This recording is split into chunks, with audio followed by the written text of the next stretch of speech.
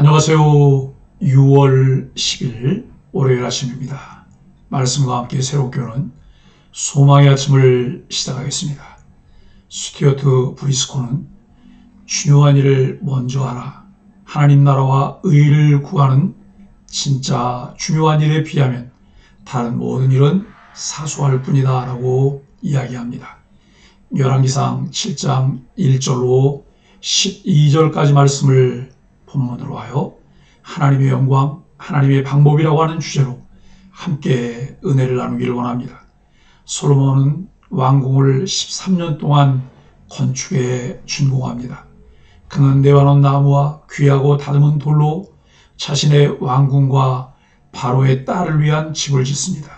또 롯일의 재능 있는 두롯 사람 히람을 불러 모든 공사를 맡깁니다. 솔로몬은 성전의 주랑 앞에 놋기둥 둘을 만들어 세우고 야긴과 보아스라 합니다. 거대한 성전과 왕궁을 지은 솔로몬은 성전 입구에 야긴과 보아스라는 두 기둥을 세웁니다.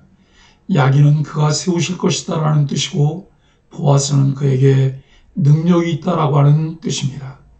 장엄하고 화려한 성전과 왕궁의 영광은 하나님이 세우신 것이며 하나님 능력을 나타냅니다. 이 모든 일을 시작하고 마친 이는 솔로몬이 아니라 하나님이십니다.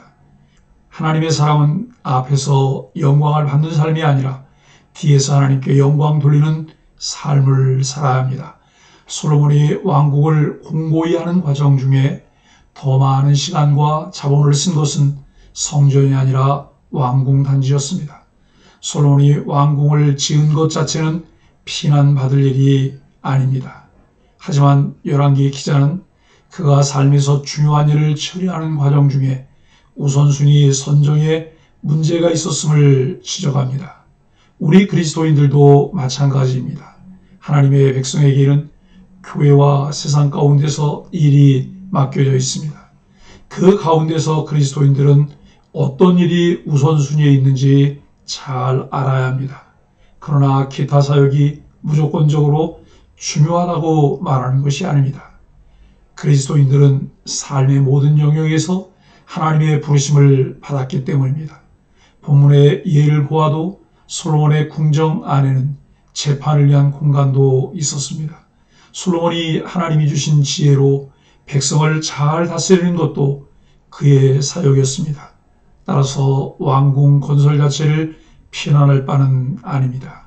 그러나 솔로몬의 마음 중심에 무엇이 있었는가라는 질문이 강하게 남는 것처럼 성도들도 삶 가운데 정한 우선순위와 그것을 실행하는 동기와 목적을 잘 점검해야 합니다.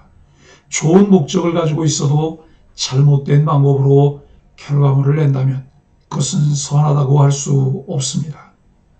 하나님의 영광을 위한다면 하나님이 정하신 방법대로 행해야 합니다.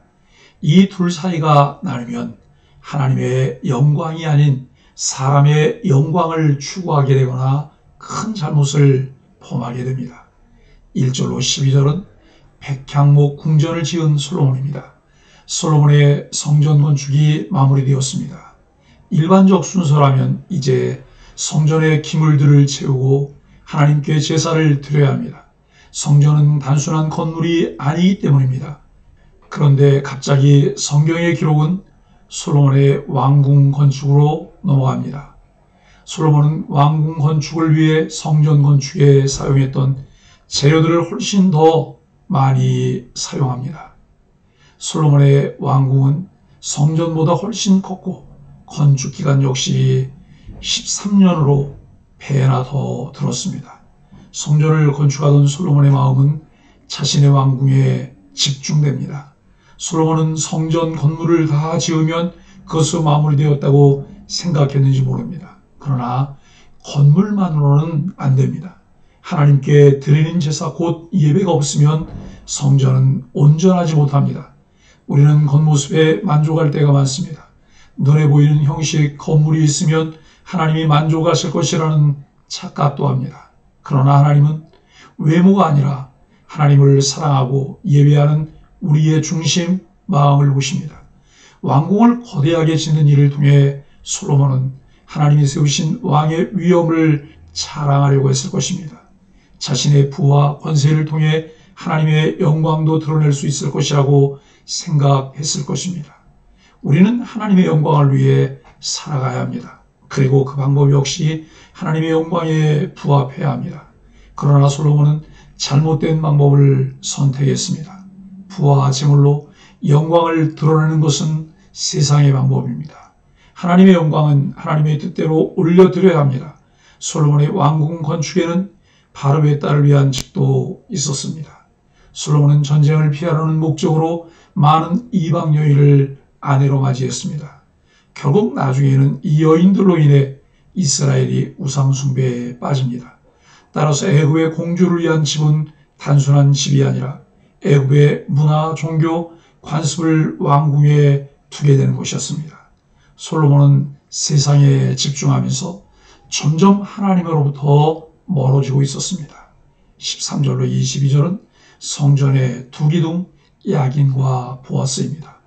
솔로몬은 이스라엘과 투로의 혈통인 대장장이 히람에게 성전 외부 공사를 맡겼습니다. 솔로몬은 그에게 만들게 한 롯 기둥들은 크고 화려했습니다. 그 기둥들의 이름은 하나님이 세우셨다는 의미의 야긴과 그의 능력이 있다는 보아스였습니다. 솔로몬은 이를 통해 이스라엘을 세우신 하나님을 더욱 분명하게 드러내려 했을 것입니다. 이스라엘은 하나님이 세우신 나라이며 이 나라의 힘과 능력은 오직 하나님께만 있습니다. 그러나 이 롯 기둥은 하나님의 영광과 능력을 다 표현하기에는 부족합니다. 어쩌면 솔로몬의 마음속에 이 기둥들을 통해 이스라엘을 통해 다스린 아버지 다윗과 자신을 과시하려는 마음도 있었을지 모릅니다. 이방 왕들이 그렇게 하듯이 말입니다. 솔로몬은 하나님의 영광을 드러내고자 하는 소망이 있었습니다. 그러나 조금씩 균열이 일어났습니다. 솔로몬은 하나님의 영광을 통해 자기 만족도 얻으려 했습니다.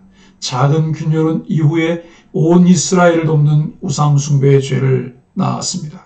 우리는 하나님께 집중해야 합니다. 하나님의 영광은 오직 하나님의 방법으로 하나님만 높여야 합니다. 사랑하는 소망의 가족 여러분, 말씀 묵상은 하나님과 내가 함께 시간을 보내도록 고안된 하나의 룰입니다. 하나님과의 관계에서 질서와 법칙을 정해놓은 것이죠. 룰이란 단어는 격자 구조물을 뜻하는 헬라어에서 비롯되었습니다. 포도나무 넝쿨이 타고 올라가 안정적으로 열매를 맺을 수 있게 해주는 지지대가 바로 이것입니다. 포도나무가 좋은 열매를 맺으려면 올바른 방향으로 성장하도록 도와주는 격자 구조물 룰이 필요합니다. 포도나무가 이 룰을 거부하면 제멋대로 자라다가 결국 쓰러지고 애써 맺은 열매도 썩거나 망가져 버립니다. 룰은 포도나무 넝쿨이 올바른 방향으로 성장하는 것을 도와줍니다. 올바른 방향, 즉 뿌리로부터 생명이 흘러들어가는 방향을 유지하게 하는 것을 말합니다. 이처럼 말씀 묵상을 룰로 받아들인 사람은 내게 가장 좋은 길은 하나님이 하신다는 믿음으로 말씀을 통해 꾸준히 하나님을 만납니다. 기준 없는 세상에서 하나님 말씀을 굳건한 기둥으로 삼고 산다는 것은 그리스도인의 놀라운 혜택이고 축복입니다. 하나님의 지혜만이 나를 개혁하실 수 있고 내 삶을 재정비해 가장 올바르게 세우십니다. 하나님의 생명력만이 내 삶을 온전하게 하시고 인격을 완성하시며 나와 우리 가정과 교회를 보호하십니다. 오직 하나님 말씀만이 부족하고 약한 우리를 다시 일으켜 세우는 기둥입니다. 하나님의 말씀을 바르게 이해하고 믿고 신뢰하며 그 말씀하시는 바를 따라 하나님의 방법으로 하나님께만 영광 돌려드리는 소망의 공동체와 가족들이 되기를 예수 그리스도 이름으로 간절히 축복합니다. 함께 기도하겠습니다. 하나님, 우리가 교회 간 일 같으나 실제로 그 모든 것을 준비하고 시작한 일은 하나님이심을 고백합니다. 맡은 자들에게 구할 것은 충성임을 기억하며 하나님 계획을 이루는 일에 마음을 쏟게 하여 주옵소서.